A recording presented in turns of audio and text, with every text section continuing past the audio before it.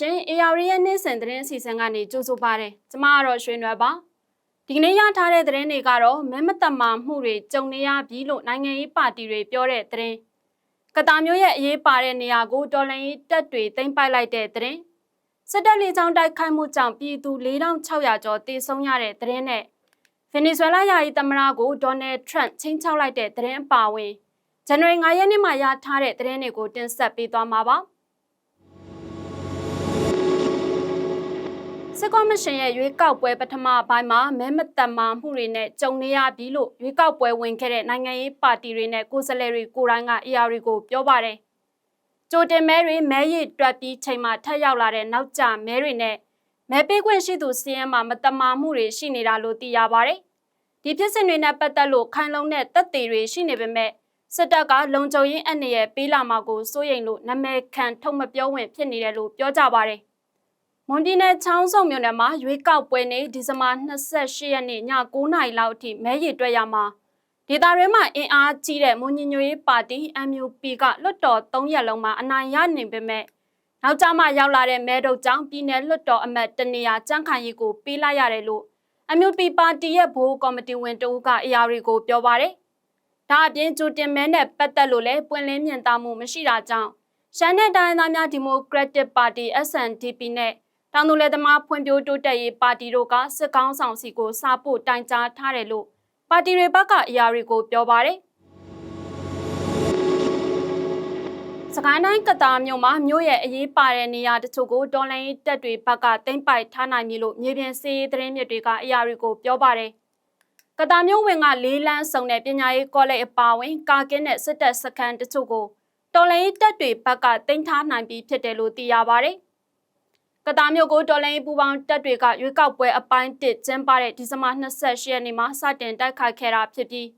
ဒီကနေ့မှတော့တိုက်ပွဲကာလ9ရက်လောက်ရှိလာပြီဖြစ်ပါတယ်။မြို့ကန်အများစုလည်းမြို့ကိုစွန့်ခွာတိမ်းရှောင်သွားကြပြီးဖြစ်တယ်လို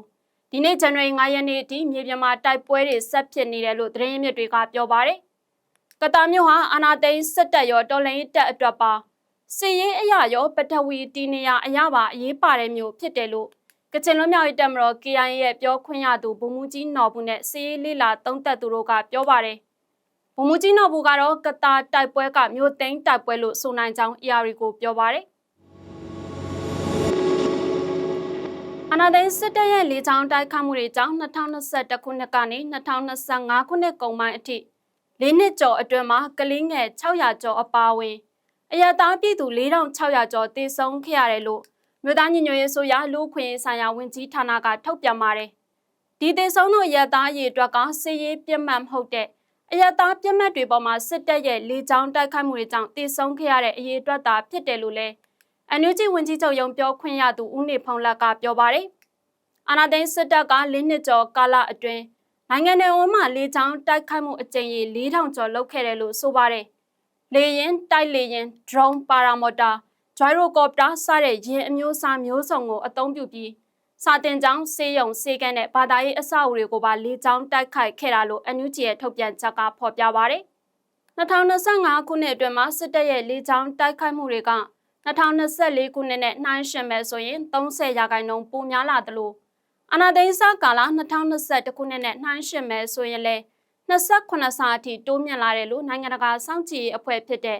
ACLED ကလည်းထုတ်ပြန်ထားပါတယ်။အာဏာသိမ်းစစ်တပ်ရဲ့သတင်းပြန်ကြားရေးတာဝန်ရှိသူဗိုလ်ချုပ်စောမင်းထွန်းအပါအဝင်အမှုပညာရှင်တွေစစ်တပ်ဝါဒဖြန့်လုပ်ငန်းစဉ်မှာပါဝင်ခဲ့တဲ့တရုတ်ဆောင်တွေကိုစီတူပွဲနဲ့အလင်္ကာကြော်စာပွဲတွေပေးအပ်တယ်လို့စစ်ကောမရှင်ကဇန်နဝါရီ4ရက်နေ့လွတ်လပ်ရေးနေ့မှာထုတ်ပြန်ပါတယ်။နိုင်ငံတော်အတွက်ထူးကဲစွာအမှုထမ်းအကျိုးဆောင်သူတွေနိုင်ငံတော်ကာကွယ်ရေးနဲ့လုံခြုံရေးတာဝန်တွေကိုစွမ်းစွမ်းတမန်စွမ်းဆောင်သူတွေဖြစ်တာကြောင့်ပေးတာလို့ဆိုပါတယ်။စီတူပွဲပေးအပ်ခံရသူ28ဦးအလင်္ကာကြော်စွာပွဲပေးအပ်ခံရသူ52ဦးရှိပြီးဒီထက်မှစစ်တပ်ကလုပ်တဲ့အခမ်းအနားတွေကိုတက်ရောက်လေရှိသလိုဝါရဖြန့်ဆက်ကားရိုက်ကူးရမှာပါဝင်ခဲ့တဲ့ရန်အောင်မေတန်းတို့စုံမြတ်သူစာမေတင်စာဦးနေအောင်နဲ့နေတိုးတို့ပါဝင်နေတာကိုတွေ့ရပါတယ်။ဒီတရုတ်ဆောင်တွေကအာဏာသိမ်းစစ်တပ်နဲ့ပူးပေါင်းဆောင်ရွက်နေတာကြောင့်ပြည်သူလူထုရဲ့ဝေဖန်မှုကိုခံနေရသူတွေလည်းဖြစ်ပါတယ်။ဒါအပြင်ဝင်းမုံရွှေဖွေးလွယ်မိုးစစ်တပ်ကဖမ်းပြီးတော့ထောင်ချပြီးတဲ့နောက်ပြန်လည်လွတ်မြောက်လာတဲ့ ပြေတီဦးလူမင်းနဲ့အိန္ဒရာကျော်စင်တို့ကိုလည်းဘွဲတစိတ်တွေထည့်ပေးထားတာတွေ့ရပါတယ်။အလင်းကကျော်စွာပွဲချင်းမြင့်ခံရသူတွေတမှာလူတုဦးလာနဲ့လူတုတော်အမာတို့လိုကနဝဲစာရေးဆရာသတင်းစာဆရာတွေဂျာနယ်ကျော်မမလေးပီမိုနှင်တော်ရာဆွေတို့လိုနာမည်ကျော်စာရေးဆရာတွေလည်းပါဝင်နေပြီးစစ်တမ်းဝါဒဖြန့်ရုပ်ရှင်ရိုက်သူတွေနဲ့တရန်နဲ့ထားစုတစိတ်ကြီးမြင့်တဲ့အပေါ်မှာစာပေနဲ့ကြပြဆရာအတိုင်းဝိုင်းဘက်ကလည်းဝေဖန်ထောက်ပြနေတာတွေရှိပါတယ်။မြန်မာမျိုးသားဒီမိုကရက်တစ်မဟာမိတ်တပ်မတော် MNDAA ထိန်းချုပ်ထားတဲ့ချင်းရွှေဟော်နယ်စပ်ဂိတ်မှာတရုတ်နိုင်ငံဘက်နေ့စဉ်ကုန်သွယ်ရေးပြန်လုပ်နေပြီလို့ဇန်နဝါရီ 4 ရက်နေ့မှာ MNDAA ကထုတ်ပြန်လာပါတယ်။တရုတ်ဘက်ကိုနေ့စဉ်ကုန်တင်ကားအစီးရေ200ကျော်ထွက်ခွာနေပြီးနေ့စဉ်ကုန်စည်စီးဆင်းမှုမြင့်တက်လာတယ်လို့ဆိုပါတယ်။ကျန်တဲ့ပြောင်းမှုအဓိကကုန်သွယ်နေတယ်လို့ထုတ်ပြန်ချက်ရသိရပါတယ်။2029စစ်စင်ရေးစတင်ခဲ့တဲ့2023ခုနှစ်အောက်တိုဘာလကတည်းကချင်းရွှေဟော်မြို့ကို MNDAA ကသိမ်းပိုက်နိုင်ခဲ့တာဖြစ်ပြီး2024ခုနှစ်မတ်လဆန်းပိုင်းမှာတော့MNDAA ကနယ်စပ်ဂိတ်ကိုပြန်ဖွင့်ခဲ့ပါတယ်။ဒါပေမဲ့တရုတ်ဘက်ကဆက်ပိတ်ထားတာကြောင့်ကုန်သွယ်ရက်တက်နေခဲ့ရကနေအခု2026ခုနှစ်ဆန်းပိုင်းမှာကုန်သွယ်ခွင့်ပြန်ရခဲ့တာပါ။ဗင်နီဇွဲလားယာယီသမ္မတဒယ်စီရိုဒရီဂက်စ်အနေနဲ့မှန်မှန်ကန်ကန်မလုပ်ဆောင်မှုဆိုပါကဖမ်းဆီးခံခဲ့ရတဲ့သမ္မတဟောင်းနီကိုလတ်မာဒူရိုထက်ပိုဆိုးတဲ့ကံကြမ္မာနဲ့ရင်ဆိုင်ရမယ်လို့အမေရိကန်သမ္မတဒေါ်နယ်ထရန့်ကပြောလိုက်ပါတယ်။အမေရိကန်အခြေစိုက် The Atlantic သတင်းဌာနနဲ့ဇန်နဝါရီ 4 ရက်နေ့ကတယ်လီဖုန်းအင်တာဗျူးမှာသမ္မတထရန့်ကအဲ့လိုပြောလိုက်တာပါ။သမ္မတဟောင်းမာဒူရိုကိုအမေရိကန်ကဝန်ဖမ်းတဲ့အပေါ်မှာဒယ်စီရိုဒရီဂက်စ်ရဲ့အာခံညှင်းဆန်မှုအပေါ်ကိုလည်းလက်မခံနိုင်ဘူးလို့သမ္မတထရန့်ကပြောပါတယ်။ဒယ်စီကတော့အရင်ကဗင်နီဇွဲလားရဲ့ဒုတိယသမ္မတဖြစ်ပါတယ်။မာဒူရိုကိုအမေရိကန်ကဝန်ဖမ်းသွားပြီးတဲ့နောက်ကျန်နေတဲ့ဗင်နီဇွဲလားအစိုးရအဖွဲ့ကဒယ်စီကိုယာယီသမ္မတတာဝန်ပေးလိုက်တာပါ။မာဒူရိုကိုဝင်ရောက်ဖမ်းဆီးပြီးစဇန်နဝါရီ 3 ရက်နေ့တုန်းကတော့သမ္မတထရန့်ကဗင်နီဇွဲလားမှာလုံခြုံပြီးမှန်ကန်ခိုင်မာတဲ့အာဏာလွှဲပြောင်းမှုမျိုးမရှိမချင်းအဲ့ဒီနိုင်ငံကိုအမေရိကန်ကစီမံအုပ်ချုပ်မယ်လို့ပြောခဲ့တာပါ။ဒါအပြင်ကမ္ဘာပေါ်မှာရေနံအထွက်အကျွဲဝါဆုံးဖြစ်တဲ့ဗင်နီဇွဲလားစီကိုအမေရိကန်ရေနံကုမ္ပဏီတွေဝင်ရောက်ပြီးအခြေခံအဆောက်အအုံတွေပြင်ဆင်တာစီးပွားရေးလုပ်ငန်းတွေလည်းပတ်တာမျိုးအကောင့်ထဲပေါ်သွားဖို့လည်းအစီအစဉ်ရှိနေတယ်လို့သမ္မတထရန့်ကပြောခဲ့တာပါ။ဒါပေမဲ့လက်ရှိမှာတော့ဖမ်းဆီးခံရတဲ့မာဒူရိုရဲ့အစိုးရအဖွဲ့ကပဲနိုင်ငံကိုဆက်လက်အုပ်ချုပ်ဖို့ပြင်ဆင်နေတာပါ။